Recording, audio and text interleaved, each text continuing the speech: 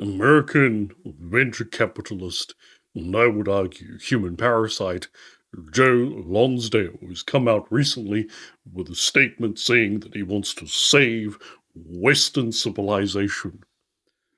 Now, I have two problems with that. Number one, the terms Western civilization, the term, as well as sort of invoking some sort of outside threat, claiming that Western civilization is under siege or whatever, is usually some form of race baiting, let's be honest. That's number one. Number two, and perhaps this is the greatest evidence that I have for the former, I don't know what the hell Western civilization is. Think about it. What is Western civilization? Now, many people will say, oh, but it's this, it's that, blah, blah, blah, blah, blah. It is X. Well, think about it. Just think about it for a second. Does that include the French speaking parts of Africa? Are they part of Western civilization, such as Cameroon? What about the Portuguese speaking parts of Africa? It seems that any part of Africa, irrespective of the language that they speak, is excluded from the notion of the West. So, we have that. Now, what about Latin America? They're included. They speak Spanish, a Western language. It is, in fact, it is almost a uniform language, minus Brazil.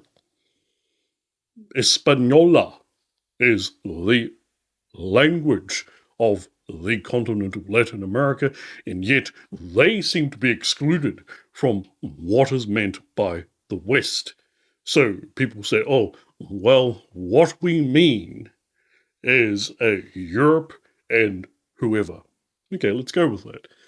So usually they mean Europe and the Anglosphere. Well, I'm going to tell you something. Culturally speaking, the Dutch couldn't be any more different to the English. If you've ever met anyone who is Dutch, you'll know exactly what I'm talking about. They are almost unrecognizable. And yet, they're both meant to be part of this thing called Western civilization. They say, oh, well, we have shared values. Okay, well, what are those values? Democracy, human rights. No, those are civic values. Those are not cultural values. Those are civic values. Democracy was not invented by white people.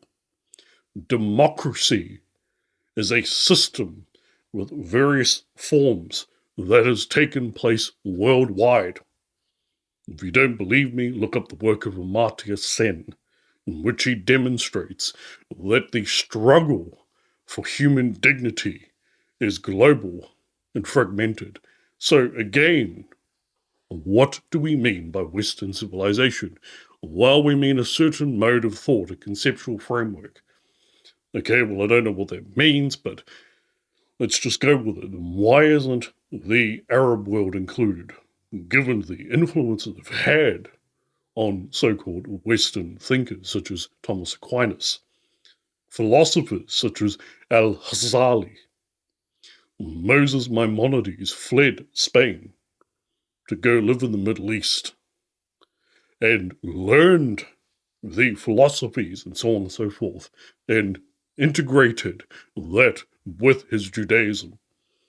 So they talk about Judeo-Christian values. Again, I don't know what the hell that is. This thing that is called the West seems to be, if we're honest, just the Anglosphere and specifically white people. When they say cultural values, they cite civic values, and they claim to be the sole progenitors of those particular things, but in reality, the Mongol Empire gave full equality to all human beings. I know it's going to be hard for you to believe, but it is true. So the civic values that are often cited are themselves universal. They are not particular to any culture.